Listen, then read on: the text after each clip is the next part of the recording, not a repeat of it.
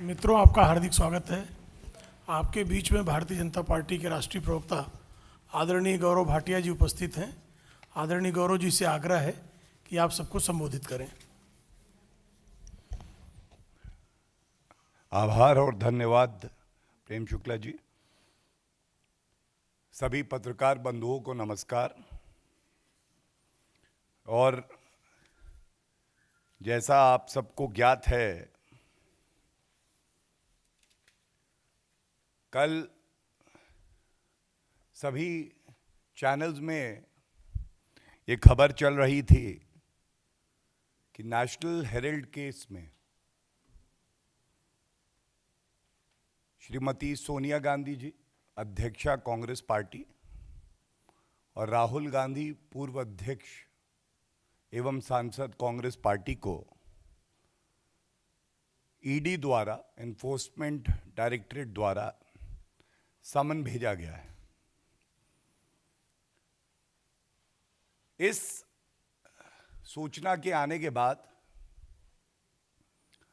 Congress party के द्वारा एक प्रेस वार्ता की गई और किस तरह से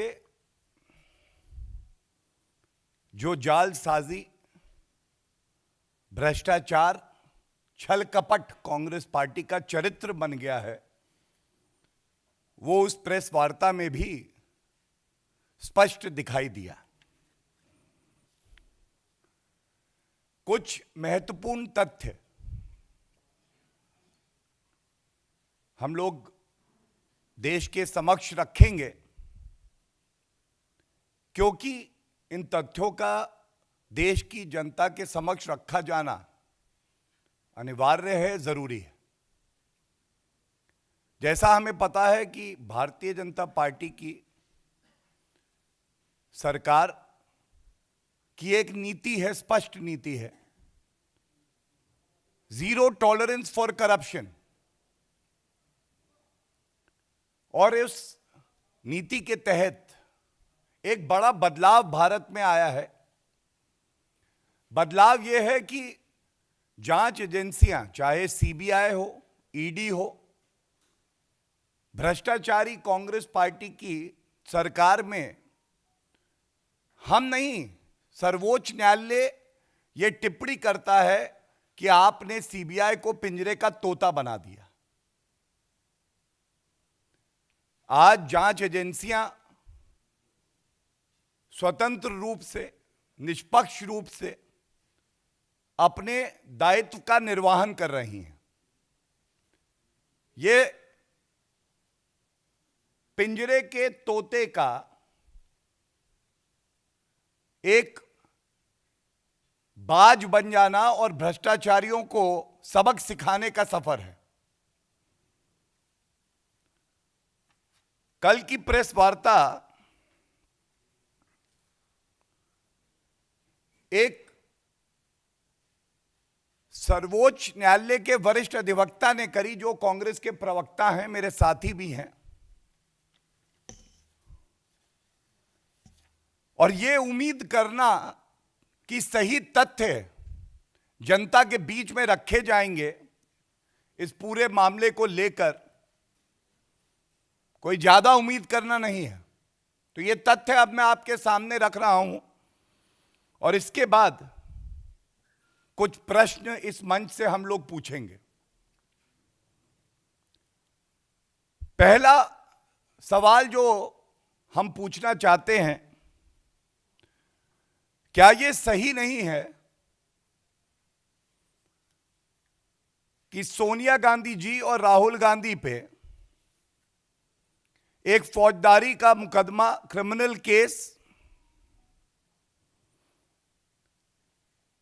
सेक्शन 420 धोखाधड़ी और बेईमानी करने के लिए चल रहा है, जिसमें सोनिया गांधी और राहुल गांधी नेशनल हेराल्ड और एजेएल और यंग इंडियन, जिसको अभी मैं विस्तार से समझाऊंगा, दिल्ली उच्च न्यायालय जाते हैं और ये मांग करते हैं, निवेदन करते हैं अपनी याचिका में कि इस मामले को निरस्त किया जाए, क्वॉश किया जाए। 7 फरवरी 2015 दिल्ली हाई कोर्ट का आदेश मैं लेके आया हूं, मेरे हाथ में है। वो बिल्कुल स्पष्टता से कहता है कि प्रथम दृष्टया जो आरोप लगाए गए हैं धोखाधड़ी के, बेईमानी के, ये सत्य प्रतीत होते हैं, इसलिए इनको निरस्त नहीं किया जाएगा। इसके बाद सोनिया गांधी जी और राहुल गांधी ये सर्वोच्च न्यायालय का दरवाजा खटखटाते हैं।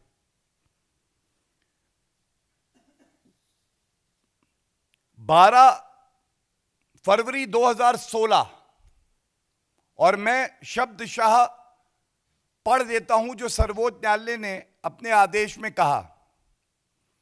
The supreme court stated, and I quote, insofar as the determination rendered by the High Court in rejecting the prayer for quashing the proceedings against the petitioner is concerned, we find no justification in interfering therewith.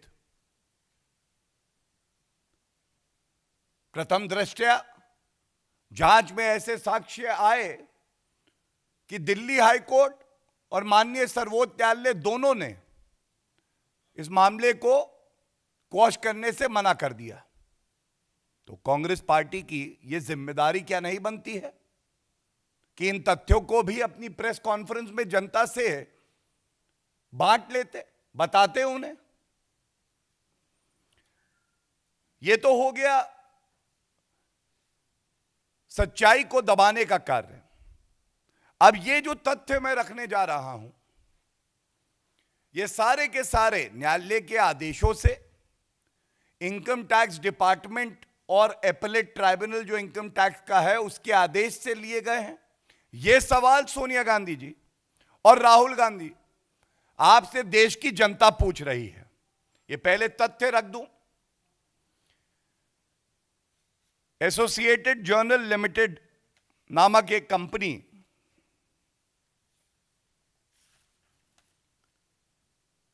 ₹90 crore का loan देती है एक और company जिसका नाम है young Indian. ये young Indian company जो है, इसको इनकॉर्पोरेट कब किया गया? तो पहला सवाल यह भी पूछेंगे हम, सोनिया गांधी जी, कांग्रेस पार्टी, राहुल गांधी, ये बताइए क्या यह सही नहीं है कि नवंबर 2010 में जब आपकी केंद्र में सरकार थी, इस कंपनी को इनकॉर्पोरेट किया गया केवल इसलिए कि कपटपूर्ण तरीके से धोखाधड़ी करके जो एजेएल कंपनी है और उसके जो असेट्स हैं, जिसका मूल्यांकन न्यायालय ने अपने आदेश में करीब 2000 करोड़ का किया है, उसको ट्रांसफर कर दिया जाए यंग इंडियन में। और यंग इंडियन पे मालिकाना हक किसका है? मालिकाना हक है 38% जो शेयर होल्डिंग थी, यह राहुल गांधी की थी, और बाकी 38% जो है वो सोनिया गांधी जी की थी, 76%। और बाकी ऐसी और संस्थाएं हैं जो यही लोग कंट्रोल करते हैं, उनकी शेयर होल्डिंग थी। मतलब यंग इंडियन केवल इसलिए बनाई गई कि एजेएल के 2000 करोड़ रुपए के जो असेट्स हैं उनको यंग इंडियन में दे दिया जाए, और यंग इंडियन पे मालिकाना हक जो है वो किसी और का नहीं, भ्रष्टाचारी गांधी परिवार के सदस्यों का है। और विचित्र बात क्या है आप देखिए, यंग इंडियन 2000 करोड़ की संपत्ति का मालिकाना हक पा जाता है कितने रुपए का पेमेंट करके? एजेएल को 50 लाख। 50 लाख रुपए 2000 करोड़ रुपए की संपत्ति के मालिक बन जाओ। और कल प्रेस वार्ता में अभिषेक मनु सिंघवी जी ने बार बार कहा कि 90 करोड़ रुपए कांग्रेस पार्टी का, जो कि एक पॉलिटिकल पार्टी है, ये लोन दिया एजेएल को। तो ये सवाल पूछना बनता है, सरकार कांग्रेस पार्टी की, आप सरकार चलाना अपनी प्रतिबद्धता नहीं समझते? भ्रष्टाचार का स्टॉक एक्सचेंज चलाना आपकी जिम्मेदारी और प्रतिबद्धता है। और इसीलिए कांग्रेस का यह हश्र हुआ है। जैसा कल आदरणीय राष्ट्रीय अध्यक्ष जी ने कहा, श्री जेपी नड्डा जी ने, ये वो भ्रष्टाचारी हैं जो जब पकड़े जाते हैं तो हो हल्ला तो करते हैं, लेकिन ये सही तथ्य भी जनता के समक्ष नहीं रखते। कौन चोर बोलेगा कि मैंने चोरी की है?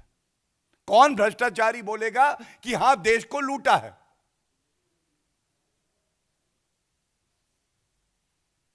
और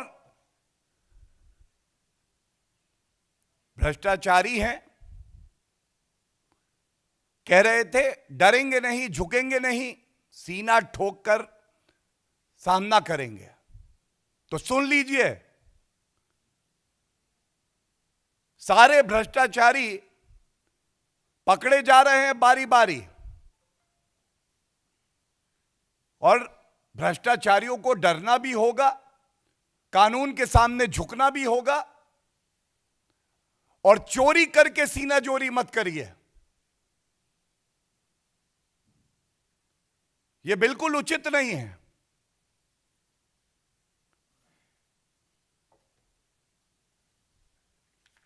अब यह सवाल कुछ पूछ रहा हूं,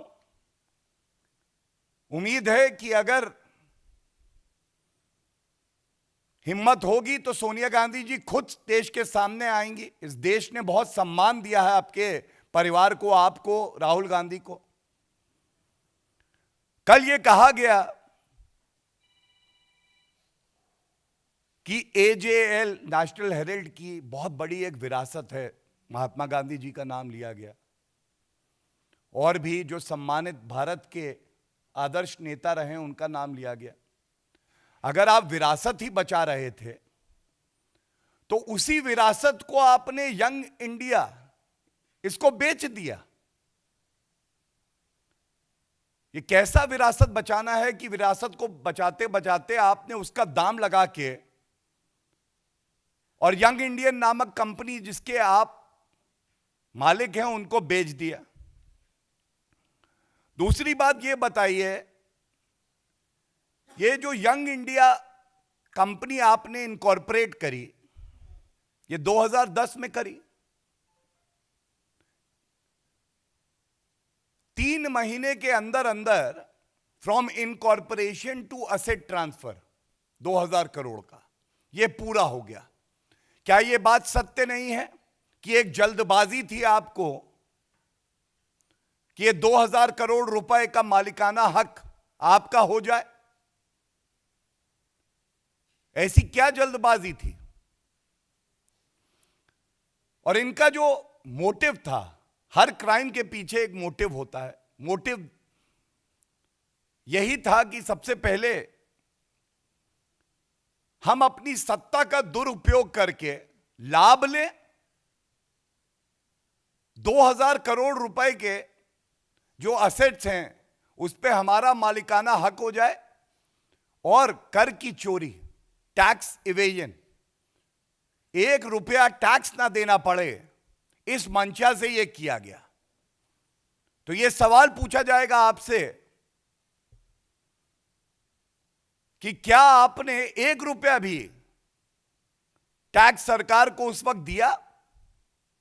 मेरा तीसरा सवाल यह है, ये तथ्य तो आपने स्वीकारे हैं, 90 करोड़ रुपए एक पॉलिटिकल पार्टी, कांग्रेस पार्टी, जिसको भ्रष्टाचारी पार्टी भी कह सकते हैं, अपने खाते से, जो कि आम आदमी डोनेशन देता है, एक कंपनी को देती है लोन के तहत। 90 करोड़ का यह लोन है। 2000 करोड़ रुपए की संपत्ति उस कंपनी के पास है, तो क्या वो संपत्ति का कुछ अंश बेच के 5% से भी कम आएगा? इस लोन को नहीं चुका सकता था। और अगर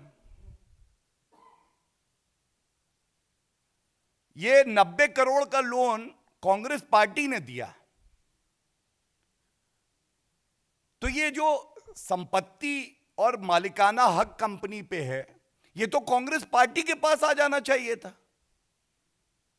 ये एक और जो भ्रष्टाचार का आपने छोटा सा बच्चा कंपनी के नाम पे यंग इंडियन बना के और खुद सारी संपत्ति को हथिया लिया, ऐसा क्यों किया सोनिया गांधी जी? ये जरूर बताइएगा। तीसरी बड़ी बात एक और बहुत महत्वपूर्ण है, यह उच्च न्यायालय के आदेश में है। नेशनल हेराल्ड बिल्डिंग जो एजेएल द्वारा ओन की जाती है, उस इकलौती बिल्डिंग से 60 लाख रुपए महीना, 60 लाख रुपए महीना रेंटल इनकम थी। जिस कंपनी के पास एक संपत्ति से 60 लाख रुपए रेंटल इनकम आ रही है, तो क्या वो यंग इंडियन की जगह, जिसने 50 लाख रुपए दिए हैं, ये रकम नहीं दे सकती थी? आप सोचिए किस लेवल का भ्रष्टाचार ये भ्रष्टाचारी परिवार करता है।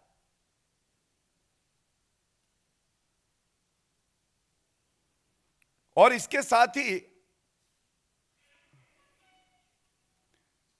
इनकम टैक्स डिपार्टमेंट ने आदेश पारित किया 2017 दिसंबर में, और उसमें बिल्कुल स्पष्ट लिखा है कि सोनिया गांधी और राहुल गांधी को 414 करोड़ रुपए का 414 करोड़ रुपए का मुनाफा हुआ इस घोटालेबाजी से, इस छल कपट से। और आदेश दिया गया कि 250 करोड़ रुपए टैक्स भरें। इसके खिलाफ सोनिया गांधी, राहुल गांधी, तमाम और ऑफिस बेरर्स जो उच्च पदों में कांग्रेस में रहे हैं, न्यायालय भी गए, लेकिन उनको रिलीफ नहीं मिला।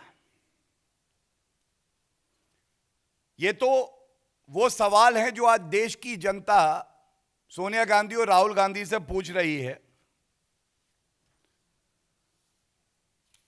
एक दो बातें और कह के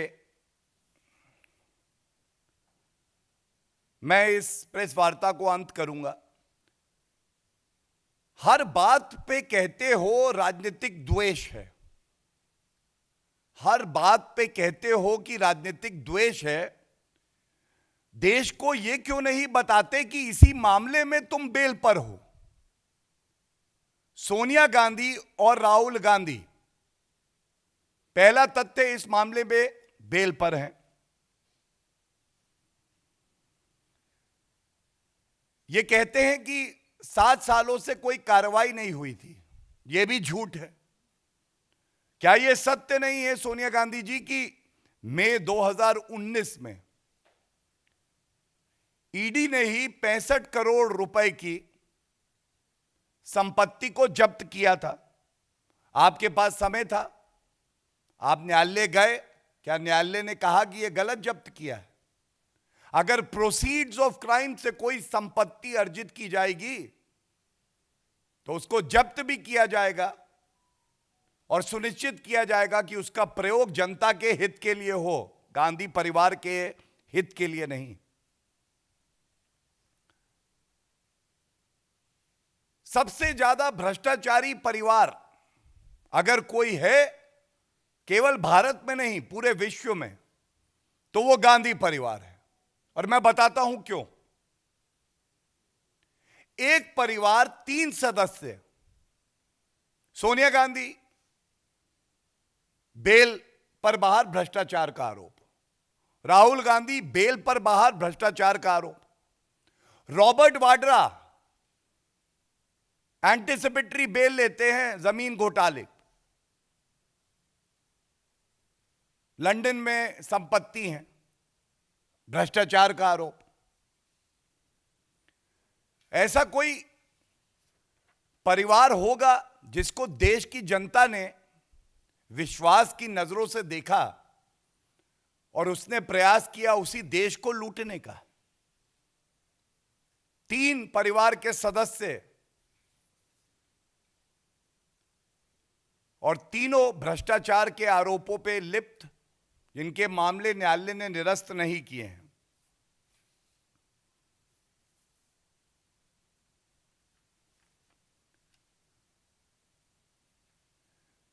ये तथ्य इसलिए बड़े महत्वपूर्ण हैं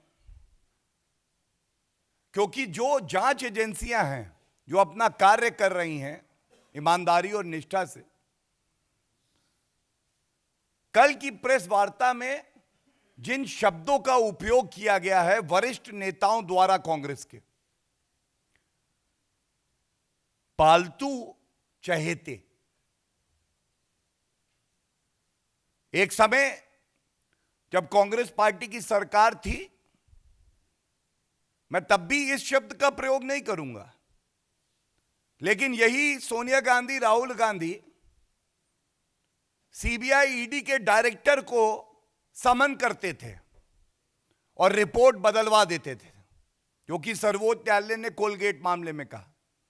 और अब कानून की ताकत और जांच एजेंसियों की ताकत है कि जब वो समन भेजते हैं तो सोनिया गांधी थरथर कांपती हैं, राहुल गांधी जानते हैं उन्होंने भ्रष्टाचार किया है तो घबरा जाते हैं, और किसी को बख्शा नहीं जाएगा। यह देश आगे बढ़ रहा है, भ्रष्टाचार स्वीकार्य नहीं है, और कोई भी व्यक्ति हो, सोनिया गांधी जी हो, राहुल गांधी हो, कानून से ऊपर आप नहीं हैं। इस देश का कानून सब पर बराबर लागू होता है, और यह आपका जन्मसिद्ध अधिकार नहीं है कि आप भ्रष्टाचार करेंगे, और जांच एजेंसियां आपको कानून का पालन करते हुए बुला भी नहीं सकती।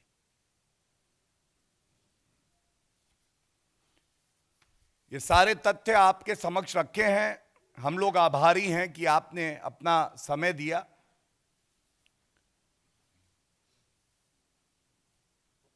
ये राजनीतिक द्वेष से किया जा रहा है, ये कहना कितना अनुचित है, ये आपके समक्ष रख चुके हैं। और इस बात से अंत कर देता हूं, पिछले 8 साल में देश में बड़े परिवर्तन आए हैं। जांच एजेंसियां स्वतंत्र हुई हैं, निष्पक्ष रूप में कार्य कर रही हैं और निर्भीकता से कार्य कर रही हैं। और ये चुनौती दे के अपनी बात को खत्म करूंगा कि एक फैसला सर्वोच्च न्यायालय या उच्च न्यायालय का दिखा दे गांधी परिवार या विपक्षी पार्टियां, जिसमें सर्वोच्च न्यायालय या उच्च न्यायालय ने कहा हो कि ये जो कार्रवाई है ये राजनीतिक द्वेष के कारण क्वॉश की जाती है। एक मामला नहीं। धन्यवाद। किसी का कोई सवाल हो तो।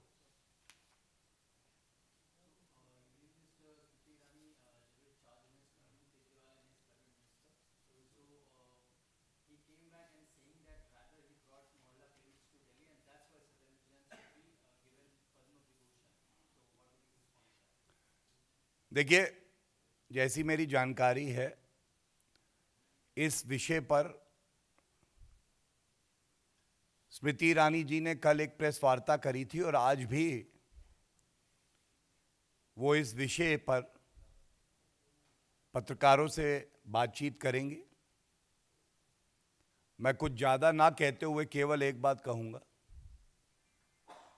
अगर भ्रष्टाचारियों को दर्द हो रहा है तो ये देश के लिए अच्छा है और न्यायालय में सबकी आस्था होनी चाहिए। 10 दिन की अगर ईडी रिमांड पर न्यायालय ने सत्येंद्र जैन जी को आदेश पारित करके दिया है, इसका ये मतलब है कि प्रथम दृष्टया कुछ साक्ष्य, कुछ सबूत जरूर होंगे। Anyone else?